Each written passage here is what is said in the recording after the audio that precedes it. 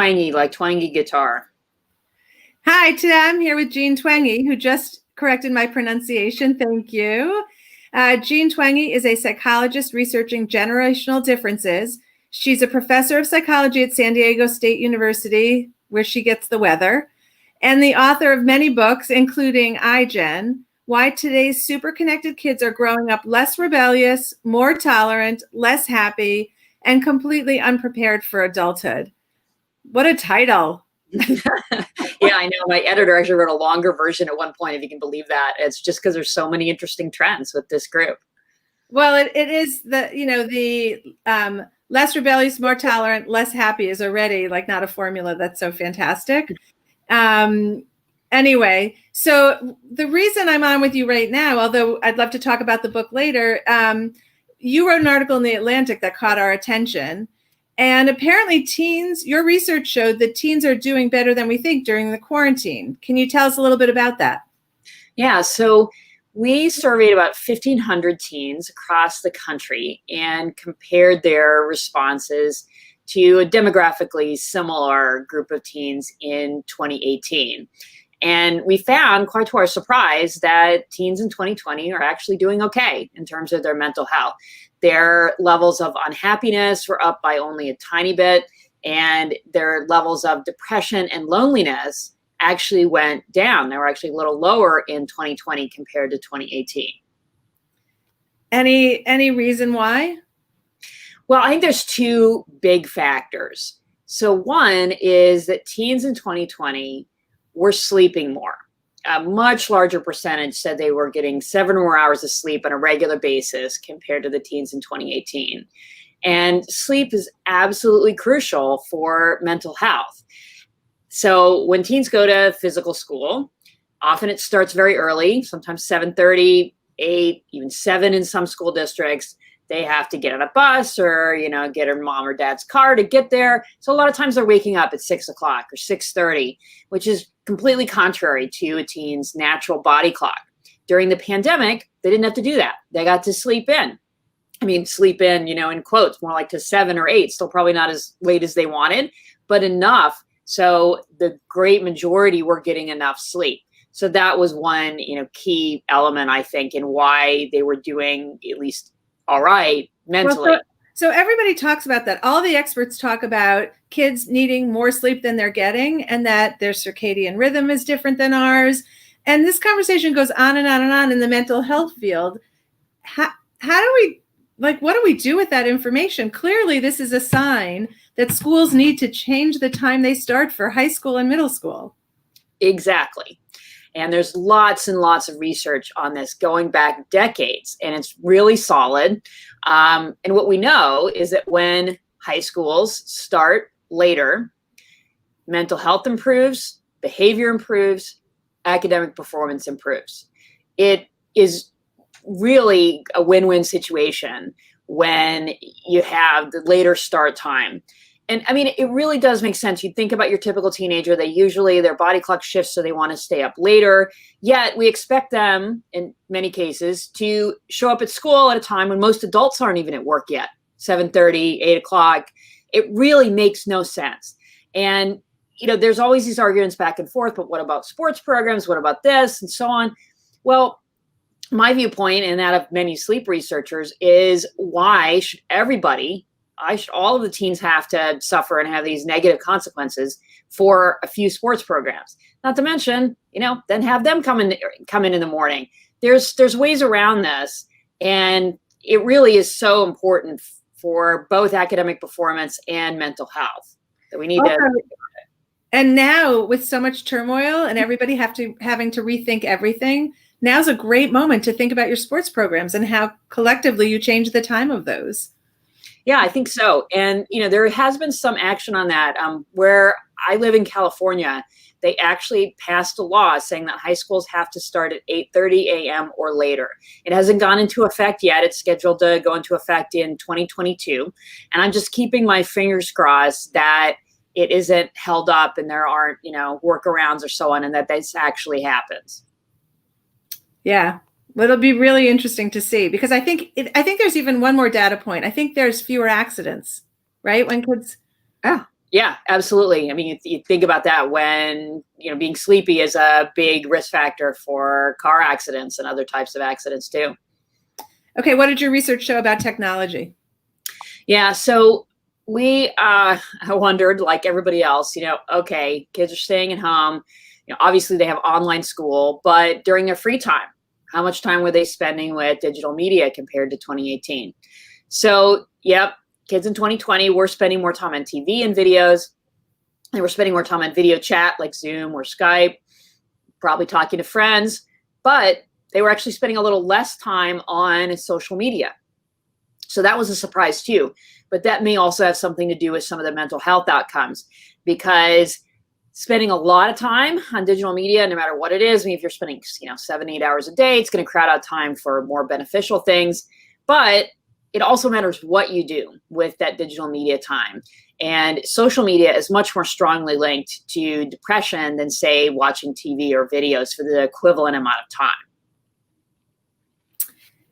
Okay, I'm going to go back because I just want to show that we have someone here, Aletta, whose school district changed high school and middle school to an 8:45 start time last year, and elementary school now starts earlier, and it's been super. Aletta, can you put in the comments where you are? Okay, I'll share it when she tells us where she's from. So your big takeaways from the tech usage, and does that also, did you also factor in the school time and like how do we separate out? I mean, you could be in your computer all day, but it could be for good, all of it, right? Yeah, right. And that's always the hard thing, especially for parents. I have 3 kids myself, is just trying to look at the technology they're using. And I never know. I never know if they're reading a book like they say they are through the school library, or doing something else, watching 5 hours of dumb videos. I have no idea. And that's the difficulty that, a lot of parents ran into during the pandemic with online school. The questions on the survey are, they specifically ask about time spent outside of school. So it's supposed to be, tech use during free time, but it's true that all of this is kind of blended together in the last year. Also, like, I think even for adults working, it's so hard to say that I use this time for work and this time for pleasure. Like they blend so seamlessly.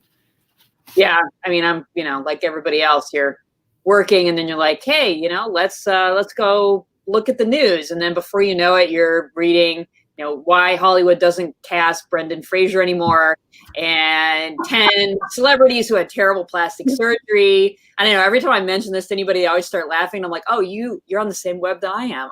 Yeah. Well, fun. The thing is, I'm actually alone and embarrassed that I'm clicking, but I'm clicking. So are we all. Yeah, I want to say it's a guilty pleasure, but it's worse than that. It's like embarrassing. It is. Yeah. Right. It's not because you're 10 minutes in and you're like, wait, what the heck am I doing? Right. Do I care? Do I actually care? And you probably don't. Right. Yeah. So we're all being manipulated by this. We all know it. And sometimes our armor lets down for a second and we're deep into something we didn't mean to be. And that's true for our kids as well during school, and probably even in school, right? Like I imagine they've figured out ways to not be paying attention and using their technology in school when they're in school as well. Okay, so, it's interesting. There's a lot of family time going on right now that didn't exist before. And we all know, like, even though it feels like our days can be so busy and they can blend together, there's still less of the chaos of running from place to place because of all the extracurriculars being gone and working from home. So there's a lot of intense family time going on. What you asked about that in your survey, right? Yeah, we did. I think that's one of the other key parts of, why teens were doing relatively okay. The majority of the teens in our survey said that they felt like their families had become closer since the beginning of the pandemic. More of them also said, the families had dinner together more often, and that they did outdoor activities with their family members more often. So there's more of this family closeness for exactly what you're saying. We're not all running around, whether it's extracurriculars or, parents working from home. We all spent more time with each other. It, meant we got into each other's nerves a little bit, but it also means that family closeness was there in a way that wasn't true early in the year. So that's a gift for the people who are finding it to be pleasurable. That's such a gift. Are there any worries on the other side of that it's in some way stunting like the developmental pushing away during adolescence and rejecting your family? Yeah, one thing that's interesting about some of these trends during the pandemic, maybe with the exception of mental health, but a lot of the other trends have, really sort of started a while ago. iGen teens compared to previous generations were already spending a lot less time hanging out with their friends in person, for example. So kind of like they were in dress rehearsal for this. And they were already slowing down how fast they were growing up. So this is chapter 1 of the book, because it's such an interesting set of findings and surprising to many people that teens today, even before the pandemic, were less likely to get their driver's license, to have a paid job, to drink alcohol, to go out without their parents, to go on dates, to have sex, all of these things that late adolescents have often done. These are all activities that adults do and children don't. And iGen teens are doing them a lot later than previous generations did when they were, say, in high school. So, used to be, say, back when it was the Gen Xers like me, in high school in the 80s, those types of things were just much more common than they are now. Our teens are taking longer to grow up. And the next thing people say is, well, isn't that a bad thing? Or they'll go the opposite. Isn't that a good thing? It's both or neither. There's some things in there that can be considered good, some that are bad. Really, it just is that the whole life cycle has slowed down. Kids grow up more slowly and have less independence. Teens have less independence. Young adults are taking longer to grow to full adulthood. And it's possible the pandemic may accelerate some of these trends, but they were already pretty strong before the pandemic hit. It's so interesting. It'll be hard to distill whether it made it worse or, I guess time will tell, right? Exactly. Okay. Amy, I want to share this because for people listening, it might be a solution for you as well. 2 years ago, they took their son out of regular school, put him into a blended cyber program. 2 days a week, he's in a school setting for a few hours and the rest at home. This has reduced his stress so much. He's 16 now. There's so many opportunities out there if your school, the system that your kid is living in isn't working for them. And it's great to hear, Amy. Thank you for sharing. So, we don't know when we're getting out of this. I was on a call last night where someone said 2023, like, shoot me, right? Yeah. And it will look different, and it will definitely experience changes along the way, however long it lasts. But in this time of like deep change and deep reflection of like where we are, some of the things are good that are happening right now. So how do we identify those and hang on to those? And, just to put this in context, we did this survey of teens, but my colleagues and I have also looked at the data on adults, particularly on parents, and we're not doing all that great. Adults overall, the rate of mental distress has tripled during the pandemic compared to before. And among parents, those who have kids at home, say, versus those who don't, it's even worse. So if you're struggling with these things, you are not alone. The picture for, parents versus teens is really, really different. Teens are doing all right. Parents, not so much. Some of that is because the burden of economic struggles is on us much more than it's on our teens. But it's also, we're the ones who had to say, we're trying to work at home. We're trying to manage our kids' online school. We were the ones trying to get an Amazon Fresh window and buy toilet paper and all of those things that were so hard to do in the spring. There's just a lot more struggles. But we do have to also acknowledge that there are these good things for family time, for sleep, for enjoying a slower pace of life, maybe discovering new hobbies, taking more walks in the neighborhood. There are certainly some benefits that have come out of this. Like the best of times and the worst of times in some ways. And it is nice to try to find some of those silver linings as much as possible. I just wonder when the switch gets turned on, like, all systems go, if we can hold on to, does human nature allow you to hold on to the things that slow you down, get you dinner every night, Yeah, we'll see. I would expect there will be some it'll take more time say we get a vaccine and then meetings start happening again, people start going back to the office, kids go back to school full time, all of these things. But yeah, will we go back to the way it was? I don't know. History suggests we will. It may take some time, but we'll probably get back. But in that transitional time, we can think about what changes can we make to make things better. And so later school start times for high school and middle schools is one example of a lesson that we can take from this. The importance of family time is another.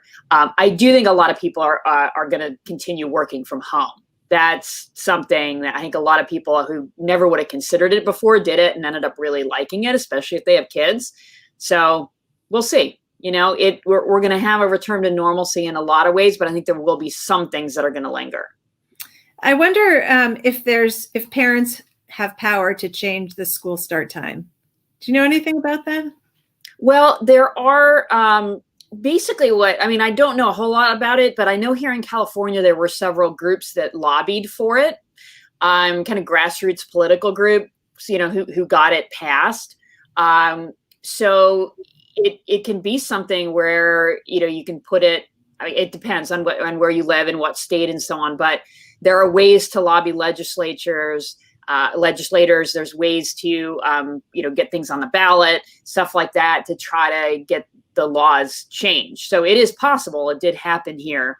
But it's more like grassroots political activism. Well, I think that at your team, we're going to look into this a little bit and see if we can get information out to parents, because the data suggests that there's no question, right? There's no debate to go on here. Okay, so I have one more question, but before that, I'm just gonna tell you about something we're doing. We were very worried at your team about the holidays coming up and people feeling so depleted and fatigued. So we actually have put together a 3-day holiday summit. We're going to have 3 different experts each day, and it's you can sign up for it. It's for free. The link is here, and it's also in the comments. So please join us. I've been doing some of the interviews, and I already feel better prepared with a different mindset. So if you're worried or you just want to get more information, join us. And here's my last question for Jean. We still have a lot to be worried about. This wasn't like a finding of all's good with our teenagers. So if you had a magic wand, what would you do to reverse the trend? Yeah, so we have to put this relatively good outcome for teens during the pandemic into the context of the last 10 years. So starting around 2011 or 2012, teen depression and self-harm and suicide, which had been unchanged or down for at least a decade, started to increase and then just kept going every single year. So between 2011 and 2019, for example, clinical level teen depression almost doubled. And there's very similar trends for self-harm, anxiety, suicide attempts, across the board, very consistently. We've had this growing mental health crisis among teens. So I think we have to try to consider not just what happened during the pandemic, but what happened around 2012 that could have been behind some of these issues. And I think it's a couple of factors. A lot of them come back to technology and how 2012 was the first year when the majority of Americans owned a smartphone. It's also around the time when teens started spending a lot more time on social media, when social media moved from something that was kind of optional to almost mandatory among teens. And what all of that did is just fundamentally change the way teens relate to each other. They stopped getting together face to face as much, spent a lot more time on social media and other digital platforms. And they also started sleeping less, probably because they were up late on the devices were interfering with sleep, things like that. So it's interesting because the pandemic made us very grateful for technology and all of the ways it could connect us to each other. But that doesn't change the fundamental fact that when we spend way too much time on the screen and not enough time interacting with each other in real time, there can be some negative consequences. So obviously it's going to be a slow return to in-person social interaction. That's going to be harder to change, but teens are already doing this. Favor video chat. and like Skype and Zoom over social media, because that is healthier. It's real-time interaction. It's not curated. You're not gathering followers. It's usually more one-on-one. And then make sure that you preserve sleep. So the school start times, that's more of a policy thing. As a parent, what you could do right now, tonight, is no phones or devices in the bedroom overnight, for your teen or for you, for that matter. And if you think, oh, I have to have my phone in my bedroom because it's my alarm clock, buy an alarm clock. You can buy it on Amazon on your phone and then put your phone in another room and get a good night's sleep. We know from lots of research having devices in the bedroom overnight really interferes with sleep. So start there. Well, I mean, that's such an easy one. So if you're listening right now and looking to make a very significant change with small effort, there you go. Don't have phones in the bedroom. Yep. Thanks so much for your time. Really appreciate your research and you sharing your time with us. Thank you. Thank you.